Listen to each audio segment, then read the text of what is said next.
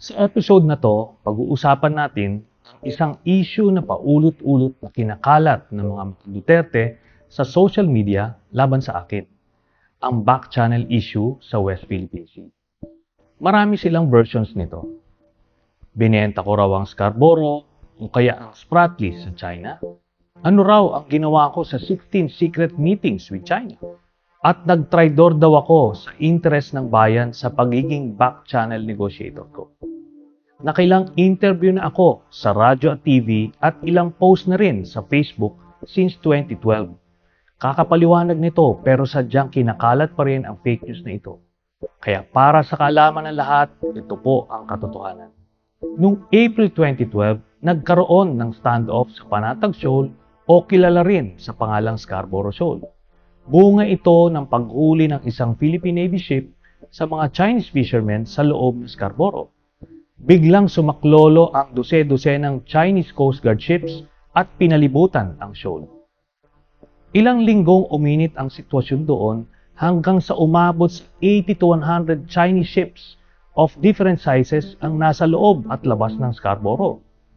Dahil sa stalemate na ito, I was officially designated to be the back channel negotiator by then President Aquino noong May 2012 para pahupain ang sitwasyon sa Scarborough Shoal.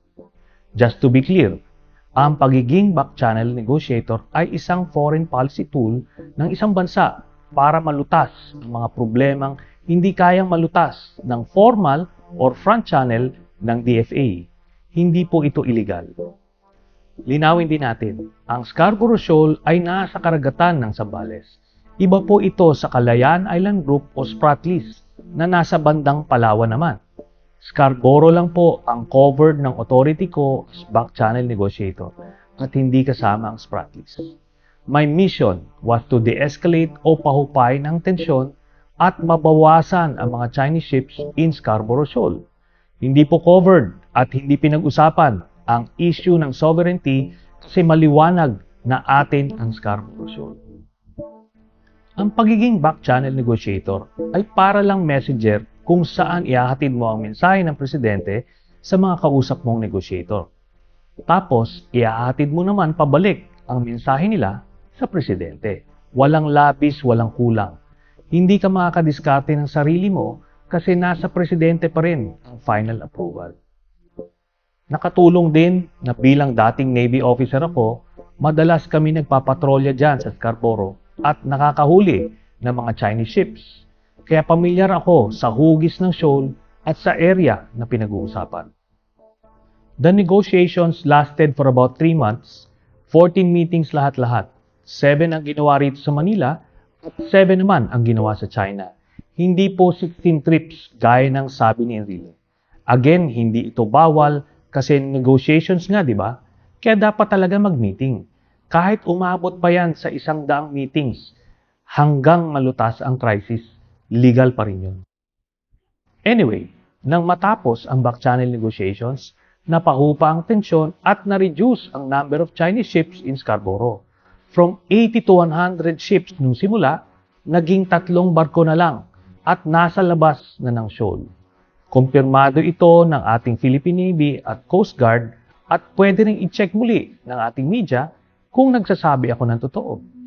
Nagawa po ito without surrendering even an inch of our territory. Sa atin pa rin ang Scarborough. In short, na-accomplish ko ang mission ko. Looking back, I can proudly say na ito ang aking biggest achievement in my career as a public servant. An invasion or an armed conflict with the regional power was averted through those back channel talks. Eventually, nang ayaw palisin ng China ang remaining 3 ships na nasa labas ng shoal, na obligang mag-file si Pinoy ng arbitration case which we eventually won. Ngayon, kung ano man ang ini-insinuate ng mga Duterte na binenta ko raw ang Scarborough, maliwanag na fake news po ito. Kasi, unang-una, wala naman sa isang senador ang titulo ng Scarborough Shoal. Kaya paano ko ito mabebenta? Kung totoo yan, kahit deed of sale o anumang kasulatan sana, ay may naipakita na si Duterte. Kasi hawak naman nila lahat ng mga dokumento sa Malacanang at DFA. Ngayon, Kung sasabihin na hindi naman literal na binenta ang Scarborough, ano daw ang binenta ko? Wala rin namang masabi sina Enrile at Duterte. Kaibigan din naman ni Duterte ang China, kaya pwedeng-pwede niya ito tanungin kung anong interest ng Pilipinas ang ibinigay ko. Kaso nga wala rin, kasi gawa-gawala itong isyong ito. Pangalawa, kung totoong binenta ko ang Scarborough, bakit pa nag-file ng arbitration case ang Pilipinas at nanalo pa sa kasong ito? Dapat din sinabi na ng China na sa amin ang Scarborough dahil binenta na yan ni Trillanes. Kaso wala namang sinasabing ganyan ang China. In fact, ang sinasabi ng China ay may kasunduan sila ni Duterte na hindi niya itutulak ang ruling ng arbitral tribunal. Yun ang tunay na pagtataksil sa interes ng bayan. Pangatlo, wala ring reclamation at base ng China sa Scarborough hanggang ngayon. Hindi rin ba dapat nagtayo sila ng base dyan kung totoong binenta ko na at sa kanila na yon? Bakit umalis ang mga fishing boats ng China sa loob ng shoal kung kanila na ang Scarborough? Hanggang ngayon, wala sila doon. Kaya hindi po totoo ang sinasabi ni Duterte na we lost Scarborough. Hindi rin totoo ang ulit-ulit na sinasabi nila sa media na naisahan daw tayo sa negotiations kasi umalis daw ang barko natin at hindi umalis ang barko nila.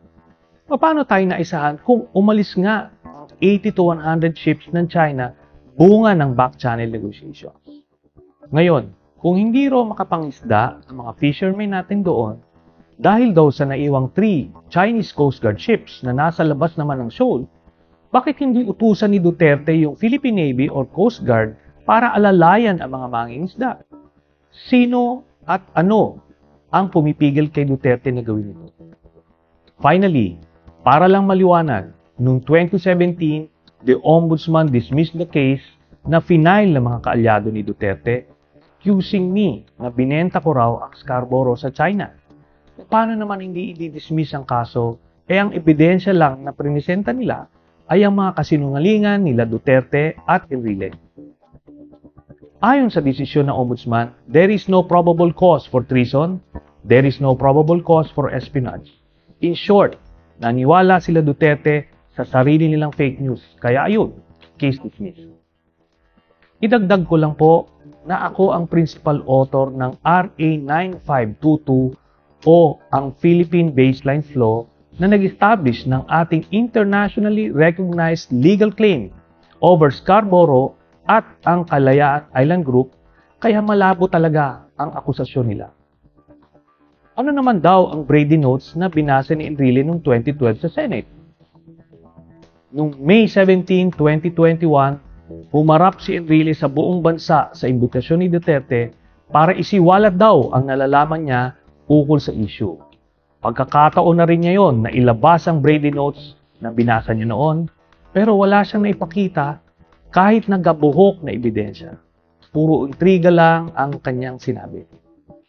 Kung meron mang Brady Notes, maaring ito po ang notes ni dating Ambassador Sonia Brady nung nag-briefing ako sa kanya about the back channel negotiations nung bagong dating siya sa China at patapos naman ang back channel negotiations.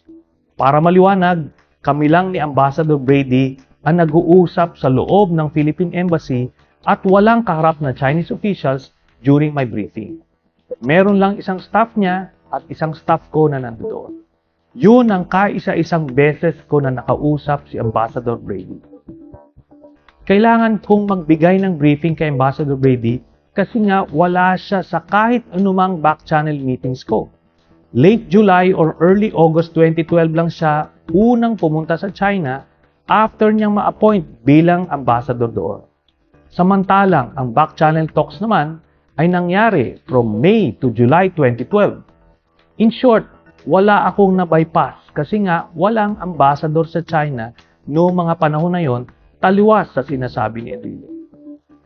Lahat ng mga impormasyong ito ay pwedeng ma-confirm ng media sa DFA at sa Bureau of Immigration. Di ba kayo nagtataka kung bakit hindi ibinigay ni Enrile ang Brady Notes sa media noong 2012 at nitong May 2021 sa appearance niya? Nakakalungkot lang na merong mga media na napasakay ni Enrile noong 2012 pero hindi naman nila hiningi ang Brady Notes at hindi rin kinimpirma sa DFA ang totoong kopya nito. Ano ngayon ang binasa ni Enrile sa Senado noong 2012? Enrile notes yun, o kathang isip ng isang master sa pagsisinungaling. Tatandaan nyo na si Enrile ang nagpeke ng ambush niya para madeklara ang martial law noong panahon ng diktador na si Marcos. Sa tanong naman kung bakit daw ako nag-walkout sa debate namin ni Enrile noong 2012. Kung papanoorin nyo ang video na nilabas nila tungkol dito, maliwanag na wala pong walkout nangyari. Sa mismong video nila, halos 10 minutes kami nagdedebate ni Enrile, kaya paano nila sasabihin nag-walkout ako? Pero dahil out of line, out of order, yung line of questioning ni Enrile, naobliga akong tapusin ang interpellation.